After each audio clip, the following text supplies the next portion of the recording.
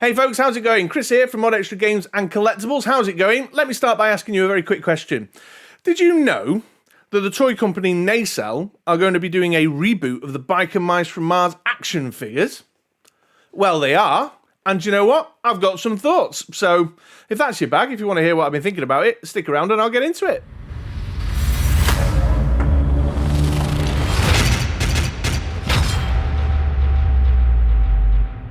Yes, here we are then, folks. Mod Extra Games and Collectibles, finger on the pulse once again, because I am now producing a video to report on a piece of news that came out like 2-3 months ago now, because yeah, it's true, Biker Mice from Mars are coming back. There is an action figure line that was advertised to be produced. So back in February, knocking around on social medias, the cover of an issue of Toy Collector magazine appeared on Instagram and Twitter, showing the lineup, the three main characters, Vinny, Throttle and Modo, on the way. Toy collectors, look, new Biker Mice from Mars figures. I don't know this magazine personally. I don't think it's published over here in the UK, so I'm assuming it's a North American publication. But it caught my eye. It definitely caught my eye. I was around 12-ish, 13-ish when the Biker Mice from Mars first came on TV. I must admit, I'm not as familiar with later episodes, but certainly when I was around 12 or so, I still watched it. Bit of a guilty pleasure for 12, 13-year-old Chris. It was a little uncool for a young teenager, but I was not going to miss a cartoon about alien mice from Mars who ride motorbikes. I mean, come on. Who's not watching that? So I have a very fond, nostalgic memory of the Biker Mice from Mars. And when I saw that cover, I was like, ooh, I may well be interested in that line. I used to have some of the old, I think it probably would have been the Galoob figures back in the day. I was a big fan of Throttle's aesthetic, but I was also a big fan of Vinny's kind of sleek, modern Japanese-looking kind of super bike thing. I've always been a sucker for high-powered, red, shiny, animated super bikes. I bang on about the Kaneda's Akira bike all the time. I've got model after model of it. And so, yeah, I saw this magazine cover floating around on socials, kept my ear to the ground, and eventually some more information came out. We got some digital renders of the three main characters who are making up the first wave of releases, Vinny, Throttle and Modo, on card, plastic on card. And the wind was taking out my sails a little bit, if I'm being perfectly honest. I've procrastinated about making this video and wondered whether I should, because I didn't want to end up being one of those YouTubers who's just always going on, making videos and going on and whinging and moaning, but inevitably seems to be the case. Everything I'm producing is whinging and moaning about something in this Collectors and Woes series. I mean, to be fair, I have named it Collectors and Woes series, so I suppose that's I was setting myself up for a fail there. But yeah, Nacelle, the company who are producing the figures, they put some digital renders of the three characters out, plastic on card.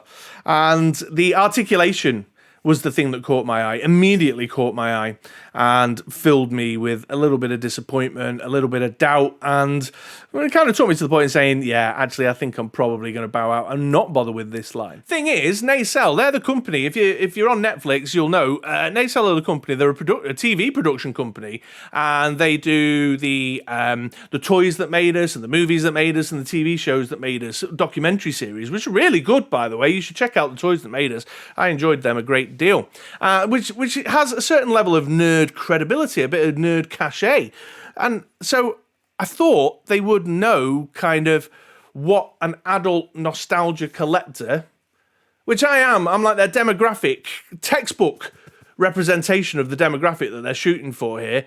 That they'd know what I'd be looking for, what I would desire, because let's call it out for what it is. No kid walking up and down the aisles of Target or whatever, or Toys R Us in Canada, is going to see a Biker Mice from Mars figure on the shelf and go, oh, that's the one for me. Although, interestingly enough, while I was doing a bit of research just before doing this video, and did you know there was a Biker Mice from Mars reboot back in 2006, a whole other animated series? I did not. That one passed me by completely.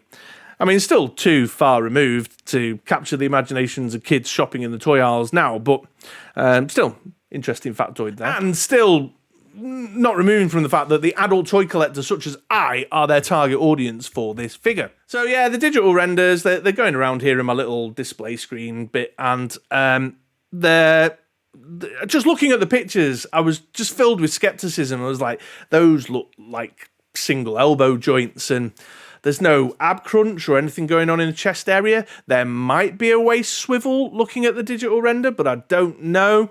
There's no thigh cut. There's no boot cut. I can't tell whether the knees are double or triple hinged. I can't tell whether they're hinged or hingeless, all that kind of stuff. The digital renders just told us no real story, but they looked on the surface to not be up to the standard that we are now starting to expect from our figures. I say that we'd like from our figures. I wasn't alone on this front, by the way. I noticed in the comments on Instagram and the replies on Twitter, lots of people going, tell us a little bit of something about the articulation, but we're still to date, to my knowledge, we've not seen any physical figures in hand, other than a few that were stood up behind some marketing or CEO dude from Nacelle who did an Instagram stream, advertising stream, and they were in the background of the vid. I'll take a screenshot and pop it up in my little display window here now. But what they did do is they put out a new digital render that showed off the points of articulation. Here it is. And, well, it didn't help. In fact, it made matters worse. The shoulder articulation just says shoulder. Doesn't tell us whether we've got butterfly joint, although it doesn't look like we have. I think it's likely just going to be a hinge up to the T-point. Didn't give us any further information about the wrists. Didn't give us any further information about the elbows, no further information about the knees. Confirmed that there was no thigh cut. They've got the tail articulation listed as one of the points of articulation, which I suppose is handy. But what is it, just going to swivel at the base of his arse, or is there going to be more to it than that? I don't know. But it said across the bottom of the advert, 15 points of articulation.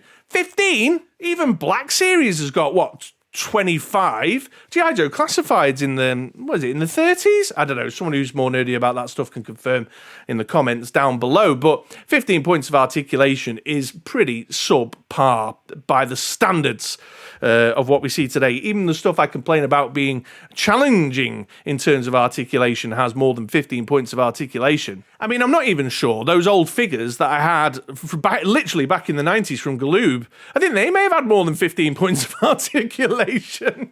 I certainly don't think we're getting anything more than what we used to have with our old original, OG Biker Mice from Mars Galoob figures.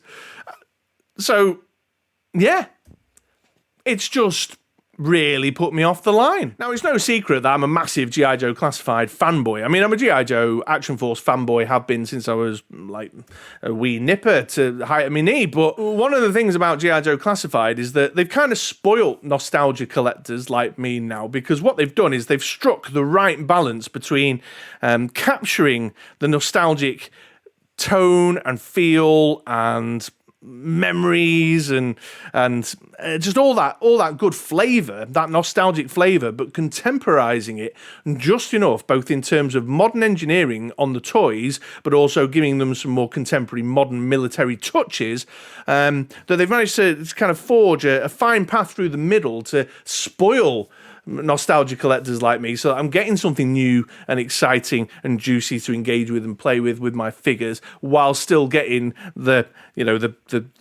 plastic crack nostalgia hit that I'm looking for from the collectible item. And these Biker Mice from Mars figures, I just have serious doubts they're going to do that, especially when I saw the price, because over here in the UK, I can't talk for the rest of the world, but over here in the UK, the retailers that have got them available for pre-order are only selling them as a 3-pack, only as a triple set. You can't buy the individual figures, and they're pricing them at around 90, 100 quid, which makes them an average of about £30 each.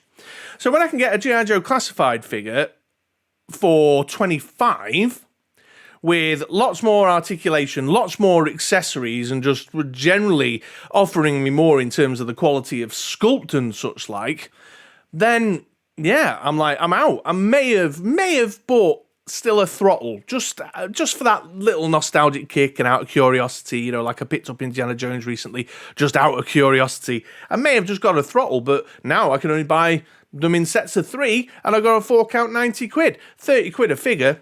These are not worth £30 at that range of articulation. I mean, there are some lines that have less articulation and less articulated, but then what you've got over and above that is a sculpting, crafting quality, and the paint applications, and the added value is seen in the figure itself somehow. So okay, not got the articulation, but it's got some banging textures. There's some fur, maybe some soft goods. The accessory selection is mind-blowingly wide, something along those lines for the same price. Like, I could drop 33 quid on a NECA figure and have, limited articulation, but a much more beautifully sculpted piece of work that's got a lot more texture and depth to it than, again, what I'm seeing on these digital renders. So it just makes me increasingly more cynical. I'm like, well, you obviously know there's a market out there for nostalgia heads like me who,